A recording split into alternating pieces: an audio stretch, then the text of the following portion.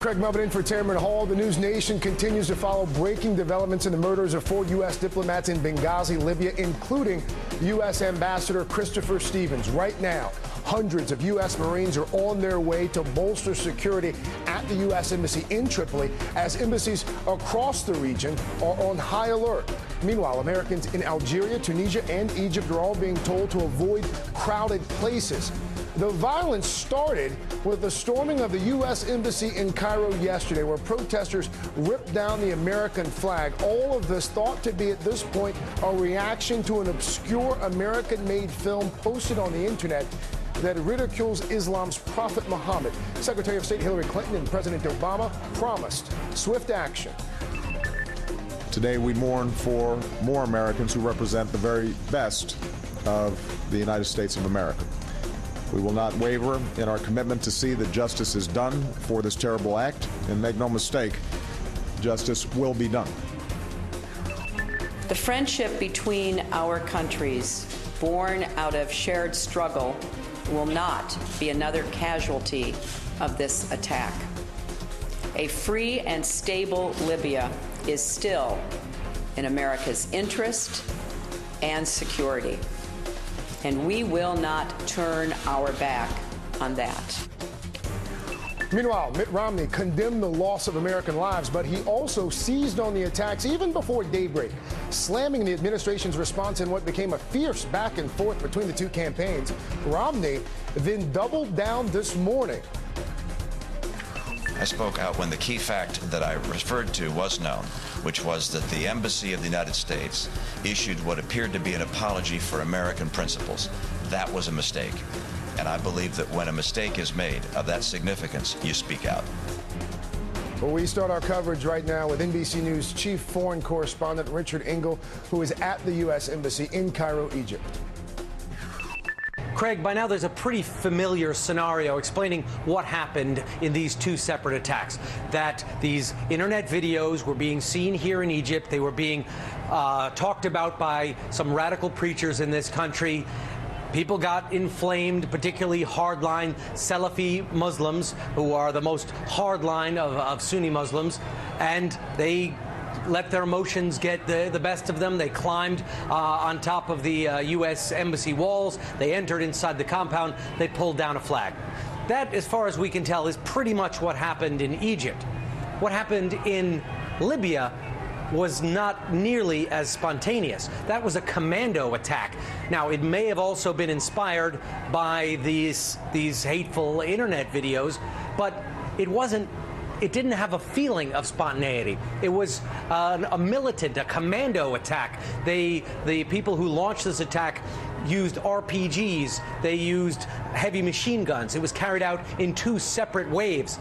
That's not the kind of thing an angry mob just gets up and decides to do. That's the kind of activity that a terrorist group, Al-Qaeda, other groups, and there are many of them operating in Libya right now, that is the kind of thing that an organized cell could carry out. And I know some U.S. officials are looking at this exact question, also wondering, was it just a coincidence that the U.S. ambassador, who's normally based in Tripoli, happened to be there? Was it just bad timing that such a high-level delegation was visiting the Benghazi attack at the Benghazi consulate at the exact time of the attack? Or was it more planned? Again, an indication that it was not quite as spontaneous as it initially appeared. Richard Engel there in Cairo for us. Thanks much for that. For more now on the U.S. military response to these embassy attacks, let's go to NBC News Pentagon correspondent Jim Miklaszewski. Mick, good afternoon to you. We are hearing at this point about 200 more Marines heading to Tripoli to protect the U.S. embassy there. What can you tell us about that? And before we get into that, I'd just like to follow up a little bit on what Richard Engel was talking about. And U.S. officials are actually looking very closely now at the possibility that this this was a staged commando attack, as Richard implied in his report.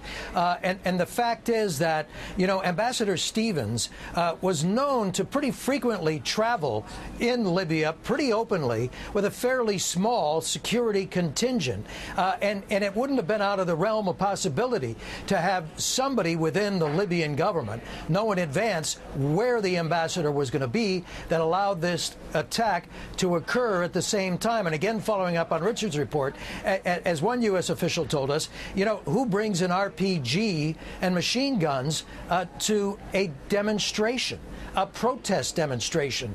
So there are serious questions about exactly what went down. Now, in terms of what is going on with the U.S. military, we're told by U.S. officials that as many as 200 Marines, it could be less, but as many as 200 Marines off an amphibious aircraft carrier in the North Arabian Sea are headed toward Libya to bolster the U.S. security there at the embassy in Tripoli. Now, according to these officials, they're members of what are called the FAST team. That's Fleet Anti-Terrorism Security Teams, and it could be anywhere from 50 to 200 Marines headed in that direction. In addition, they are also sending additional Marines to other locations. It's suggested that could include Cairo and even Kabul, where we've seen these kind of anti-American, sectarian-driven, violent, if not deadly, demonstrations and attacks occur before. Mick, I understand that security is also being increased, as you mentioned, at embassies and at various consulates around the world. For folks who aren't as familiar as you with things like this, how secure are these embassies? How secure are these consulates to begin with? Well, I mean, if you look at the history of these embassies and consulates, they're not exactly armed camps in most cases. And now you go to the embassy there in Baghdad, that's an entirely different story. But that's a fortress, if you want to call a spade here. But in fact, these embassies can be very vulnerable to these kinds of demonstrations and attacks, because the Marine Corps contingent at these embassies is pretty small. They rely primarily on the structure itself to provide some level of protection. So in this case, there's in an effort to and an overabundance of caution, they're talking about sending additional Marines to a number of embassies, particularly throughout the Middle East. Jim Miklaszewski from the Pentagon Force on this afternoon. Mick, thank you. Okay. Christopher Stevens is the first U.S. ambassador killed in an attack since 1979, when Ambassador Adolph Dubs was killed after being kidnapped in Afghanistan. Stevens just started serving as ambassador in Libya back in May. Before that, he was a U.S. diplomat during the revolution in Libya, and for several years prior, he is a career diplomat.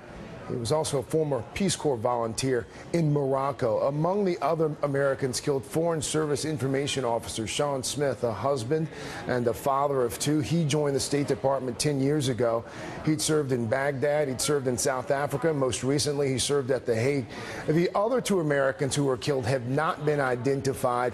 The government is still in the process of notifying their families.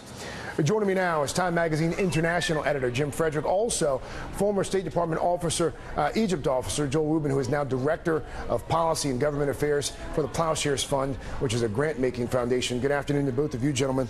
Good afternoon. Thank you. Jim, I want to start with you, and I want to pick up where Mick left off and where Richard Engel left off as well. This idea that this was somehow some sort of spontaneous eruption of violence. Right. As we learn more, that appears to be something that's not the case, that perhaps this was something that had been staged. Why is that significant? Well, I think we should look at what we call the outrage industry and really cast a skeptical eye on this notion of how often any of these protests are actually all that spontaneous.